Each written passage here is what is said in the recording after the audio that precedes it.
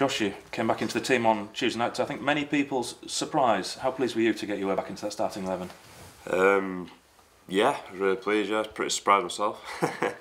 Obviously, when you've been out of the team for a while, it's kind of you're kind of thinking, well, maybe I'm not for him, kind of thing. But like I say, I've been chucked back in, and we've got a win, which is the main thing, really. When did you find out you were going to be playing? The day before, we tend to do a bit of shape and set pieces, and I was involved for that. So from that, you take it, you're playing, really. So yeah, I was pleased to be playing again. What do you think you now need to do? What's the manager told you need to do to try and keep your place between now and the end of the season? He's not said too much to me, to be honest. Obviously, I'm a pretty experienced player now, so I've been in it a long time, and I kind of know myself, like seeing how he wants to do it and how he wants to play, and maybe what he wants from that role a bit more now. Like I say, hopefully I can do that and stay in the team and help us try and get out of this league. Being a versatile player like you are, do you think that sometimes holds players back rather than just someone we know he's going to be playing in X position? Or is it an advantage, do you think, to be able to play in 2 or 3 different places? Like I say, it can be a bit of both. It's one of them, isn't it? Like, because through my career, I've kind of gone from midfield to full back, back into midfield. Because maybe I'm pretty comfy on the ball, I like to think, and sometimes managers maybe think defenders want out-and-out defenders maybe, who are going to stay to the position and do the job, really, basically. And like I say, you can get caught in between when you're arguing from defence to midfield, but like I say, I don't mind playing either, and wherever the manager wants to put me, I'll try and do my best for the team. And the changes he made the other night, the proof's in the pudding. At the end of the day, eventually City did manage to get that win right at the death. Yeah, that's it. Like I say, it's all about that at this stage of the season, getting the wins, and to be fair, with the games I've played, I've experienced quite a few wins, which I'm pleased with, and like I say, when you're on the side and you're not winning, it's frustrating. But like I say, when you get your chance to get in and you win the game, it feels good. And like I say, the lads now got a bit between our teeth, and want to first secure them playoffs, then get up and get to the conference. What was the feeling like when Southport equalised? Yeah, not again.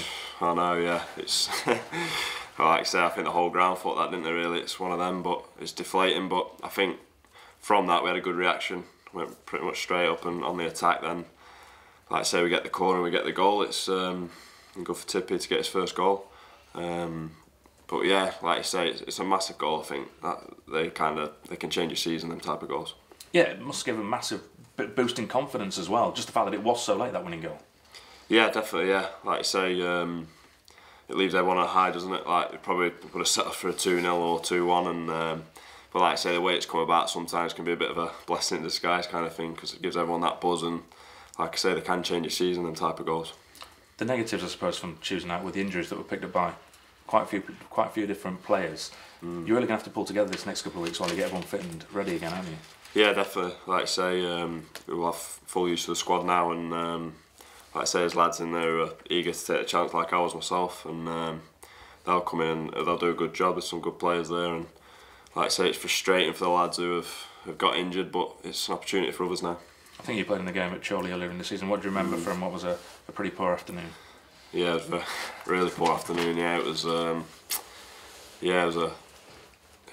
poor afternoon. I remember it. The pitch wasn't great, and we were kind of early on in the season, and they turned us over. Yeah, they beat us physically, and maybe we mentally weren't up for that day. I think it showed. But like I say, hopefully we can get revenge on that Saturday, and like I say, get ourselves in them playoffs. And you want to get them cemented, obviously, as soon as possible. These games coming thick and fast now with the postponements. It could be done within a couple of weeks if you keep winning. Definitely, yeah. Like I say, I think it was a massive win the other night, because Southport were chasing us, and they're still in that mix. But like I say, Chorley are another team with games in hand, and if we can beat them, it puts a bit of distance between them. Then we go to the next game, and as we go, keep trying to put that distance between people trying to catch us. Ask about the situation off the field. How has the uncertainty of what's going on affected the players? Has it affected the players? Obviously, it's always when it's like this around the club, the fans are wondering what's happening then. But to be fair, the communication inside the club's been pretty good, and the manager and Dave Penny spoke to us again briefly Tuesday just on it and reassured us of everything that's going on, and we can just focus on the field. Final one, do off-field distractions ever affect how a team performs on the pitch? Obviously it can lead to that if it's not sorted, but like you say, we've had reassurances from Pens and the manager Tuesday and the day before that everything's going to carry on as it is for us as a playing staff, and like I say, that lets us focus on the pitch. Great, thank you. Cheers. You've come back and the team are playing wing backs. Josh, do you feel that suits your game in terms of you being between a defender and a midfielder almost? You know, yeah, I quite enjoy wing back. It allows you to get forward a bit more, I think, and like you say, we may be right the responsibility as sitting in as a right back, maybe defending for the game, but I think we looked quite good as a team for that, for certainly 60-65 minutes before maybe the nerves kicked in after the penalty. But yeah, I do like wing back. Yeah, and did you put the cross in for the goal? Because I think we said it was Connolly, but the last goal. Yeah. No, it's like a short corner. Then Adie's played it to me, and I've given it him back. Then he's crossed it in. Yeah. Do you feel this role does give you that chance to join in a bit more in that? Yeah, definitely, because I do like to be at the other end of the pitch attacking and try and link play a little bit. So yeah, definitely lets me get further up to do that. Yeah, lovely. Cheers.